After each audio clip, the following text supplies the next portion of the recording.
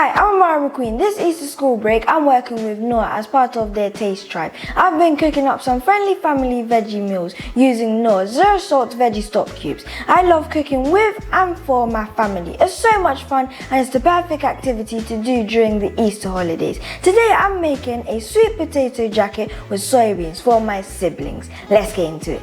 First you will need half a chopped red onion, 3 chopped garlic cloves.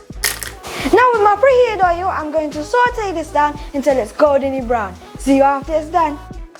Now I'm going to pour in my Knorr veggie stock cube with 500 ml of boiling water. Now I'm going to add in my tomatoes and leave it to cook down for 15 minutes.